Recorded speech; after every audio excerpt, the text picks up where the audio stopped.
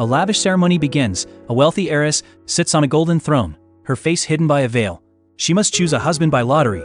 The future of the entire corporation hangs in the balance. Men in fine suits stand in a line, waiting for their chance. The heiress's mother and stepfather watch from the side. The heiress reaches into a box filled with scrolls, a faint smile on her lips. She has a plan. All the scrolls bear the same name. She pulls one out. Her stepfather announces the moment of truth. She unrolls the slip of paper. A handsome young man in the crowd smiles, confident he is the one. But a flash of the future reveals his betrayal. He is already with another woman. The vision turns to tragedy. The pregnant woman is in a hospital bed, dying during childbirth. Doctors fight to save her, but the heart monitor flatlines. In a sterile morgue, her spirit rises from her own dead body. Her mother and stepfather rush in. The mother collapses in grief over the corpse. The stepfather's comforting expression twists into a cruel smirk. He reveals the truth of her death to his devastated wife. The chosen man appears, flanked by 2 other women. They all laugh with the stepfather. A wicked conspiracy revealed. The vision ends. The heiress is back at the ceremony, the unrolled scroll in her hand. She realizes she has been reborn, given a second chance. With the knowledge of their betrayal fresh in her mind, she stares at her stepfather. Then at the man she was supposed to choose, her expression hardening into cold fury.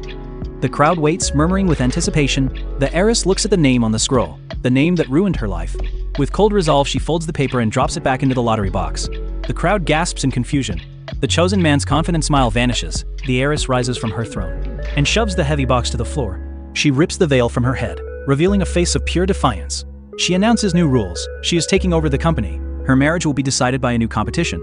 The stepfather is livid. He shouts at her, but she calmly takes out a lighter, flicks it on, and sets the scroll on fire. She tosses the burning paper into the broken box, engulfing all the other names in flames. The stepfather flinches back from the fire, his face a mask of rage. The heiress stares him down. Miles away, in a high-rise apartment, a handsome man sips wine. He hears the news of the heiress's rebellion. A slow, intrigued smile on his face. He decides to enter her competition. In her new office, the heiress sits behind a desk. She knows she needs protection to fight her stepfather. A butler leads in a line of muscular men, applicants for her bodyguard. Her eyes scan the men, stopping on one with a particularly intense gaze. She needs a weapon, not just a guard. She presents a test to the men, a life or death choice. The other guards give safe, predictable answers. She walks to the intense man, slowly, deliberately. She presses the cold steel of the knife against his throat. He doesn't even flinch. His answer is ruthless, deadly, a flicker of approval in her eyes. She dismisses the others with a wave of her hand. She approaches her chosen guard, pulling his tank top down over his shoulders, revealing a chiseled chest. She looks into his eyes. A flash of familiarity, but she can't place it. Her phone rings, an angry call from her stepfather. She hangs up on him without a word. It's time to work. They walk into a grand living room. Her family and their co-conspirators are waiting for them. He points to the floor, demanding she kneel. The heiress scoffs at her stepfather's demand. Her mother tries to intervene, but the heiress is defiant. She declares that her stepfather is nothing but a hired husband, with no claim to the family fortune. The stepfather lunges at her, raising a whip, but the bodyguard moves like lightning. He grabs the whip mid-air. The stepfather stumbles back. Shocked, the bodyguard holds the heiress's hand, a silent promise of protection. The stepfather sputters in disbelief. Just then, her ambitious cousin arrives. She sneers at the heiress and her new bodyguard. The heiress responds with a swift, hard slap across her cousin's face. The family explodes in chaos. The stepfather lunges again, but the bodyguard shoves him away. An assistant rushes in with news. The company's stock is soaring. A mysterious investor has just poured millions into the company. The family is stunned into silence. The heiress's face is a mask of confusion. She has no idea who her secret benefactor is. In his room, the bodyguard takes a call. He is the mystery investor. He's determined to protect the heiress and win her competition. He hangs up the phone as the door creaks open. The heiress enters the bodyguard's room without knocking. He is shirtless. She smirks at his reaction, then sits on his sofa. All business. She orders him to come closer. He hesitates, but obeys. He sits next to her. Tense, she takes his bandaged hand, gently tending to his wound. Her touch is surprisingly soft, a quiet moment of vulnerability between them. She warns him not to have any other motives. He pulls her into his lap, his arms wrapping around her. He whispers in her ear, challenging her, testing her resolve. A sudden noise from the doorway shatters the moment. The ex-fiancé bursts into the room. The bodyguard quickly puts on his shirt. The ex-fiancé confronts the heiress Naines, demanding to know why she rejected him. The bodyguard steps between them, a silent protector. The heiress coolly dismisses her ex. She reassures him that she still loves him, but then crushes his hopes, telling him to prove his worth in the competition. She pushes him out the door. The bodyguard stands by the window, his arms crossed. The heiress approaches him from behind. She hands him a small plastic bag, a single strand of hair inside. She orders him to get it tested. A flicker of suspicion in her eyes. He asks if the competition is open to anyone, then volunteers himself.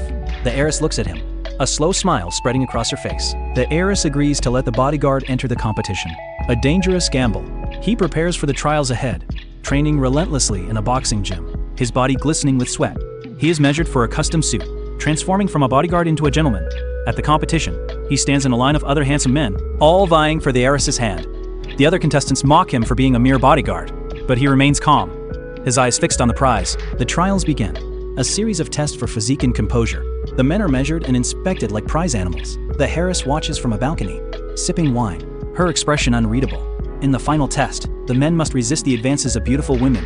Her ex-fiancé fails miserably, but the bodyguard remains stoic, unmoved by the temptation.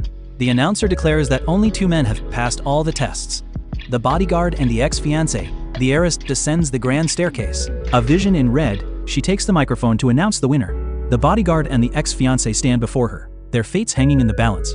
With the microphone in her hand, the heiress pauses. The ex-fiancé and the bodyguard wait, their expressions a mix of hope and anxiety. She turns, her gaze landing on the bodyguard, and announces his name. The crowd erupts in a frenzy of flashbulbs and questions. The ex-fiancé is devastated. He confronts her, demanding an explanation. But she is cold, ruthless. She tells him he is not loyal, and reveals a photo of him with another woman. The reporters swarm him, shouting questions. He flees in disgrace. The heiress and her new fiancé walk away.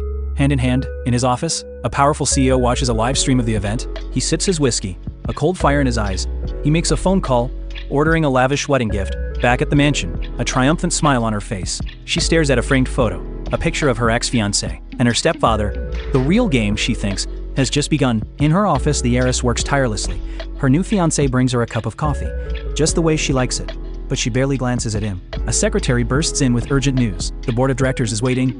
The heiress dismisses her fiancé's offer to help, telling him to wait for her. As she leaves, the fiancé's eyes harden. He puts in an earpiece. In the boardroom, the directors are hostile. They don't trust the heiress or her choice of a bodyguard for a husband. They threaten to pull their investments. The heiress remains calm. She plays her trump card, a DNA test proving that her ex-fiancé is actually her stepfather's illegitimate son. The room erupts in chaos. The stepfather's face turns pale, his carefully constructed plan falling apart. The heiress reveals their plot to steal the company, but the board members are still skeptical. They demand a new leader. Just as things are about to get ugly, the door swings open. The bodyguard walks in, flanked by 2 men in black suits. He offers to fund the company with a massive dowry, revealing his true identity. He is not a bodyguard, but a powerful CEO. The head of a business empire? The heiress stares at him, her mind reeling, a mix of shock and betrayal. A bodyguard brings in a briefcase, opens it to reveal stacks of cash. The CEO coolly announces that this is just the beginning. The ex-fiancé, enraged by this display of wealth and power, accuses the CEO of being an imposter. He points out that the CEO looks nothing like the man he saw at a recent business conference. The stepfather joins in, mocking the CEO, calling him a cheap bodyguard. But the CEO is unfazed. He calmly states that while people may not recognize his face, they will certainly recognize his money. He offers $100 million as a meeting gift. The board members, their greed awakened, quickly change their tune. They agree to reconsider everything, if the money is real. The ex-fiancé is furious. He can't believe they would betray him for money. The stepfather slaps him across the face, silencing him. The heiress watches the chaos unfold. A cold smile on her face, she turns to her mother, her eyes filled with pity and disgust. Her mother finally realizes the truth. Her husband and nephew have been using her all along. She walks out of the boardroom in a daze. The stepfather tries to follow, but the heiress stops him. The board members, now fully on the CEO's side, demand a new vote. The heiress and the CEO leave the room together. Back in the office, she sits on the edge of her desk, her silver heel resting on the CEO's chest. She looks at him, a mixture of suspicion and intrigue in her eyes. She knows he is a powerful man, a dangerous man. The CEO grabs her foot, his touch sending a jolt through her. He tells her a little lie is nothing, especially when it's for her. She pulls away, a flicker of uncertainty in her eyes. She adjusts his tie, her fingers brushing against his neck. She questions his true identity, but he deflects with a charming smile, claiming he's just a poor man trying to help her. Just then, a secretary rushes in with a report. The CEO's $100 million has been confirmed. The heiress's eyes narrow. She knows he's not who he says he is, but she'll play along for now. She tells him that from this day on, he will be known as the head of the company, a puppet for her to control. He asks when they will be engaged, but she dismisses him, telling him she needs a dog, not a husband. He simply smiles, his eyes glinting with a hidden agenda. Later that evening, the heiress walks in on a strange family scene. Her ex-fiancé is kneeling before her mother, begging for forgiveness. Her stepfather stands by, a smug look on his face. Her mother, blinded by love, has already forgiven them. She suggests they all live together as one big happy family. The heiress is disgusted. She reveals that her stepfather has been cheating on her mother, but her mother refuses to believe it. The stepfather plays the victim, pretending to be heartbroken. But the heiress is not fooled. She agrees to a family dinner, a cold, dangerous glint in her eyes. At the dinner table, the tension is thick enough to cut with a knife. The heiress raises her steak knife, a silent threat. Her game of revenge has just begun. After dinner, the ex-fiancé storms off. The heiress follows him upstairs, where her cousin is waiting in a silk robe. The cousin taunts the heiress, claiming that the ex-fiancé will always be hers. The heiress slaps her, then slaps her again. The cousin threatens her, but the heiress is unfazed. She informs her cousin that she has been blacklisted from the entertainment industry. The cousin is horrified. The ex-fiancé rushes to his sister's side, but the CEO appears, blocking his path. The ex-fiancé calls the heiress a dog, but the CEO punches him, sending him stumbling to the floor. The CEO warns him to stay away from his fiancée, then leaves with the heiress. The ex-fiancé is left seething. He makes a phone call, determined to uncover the CEO's true identity.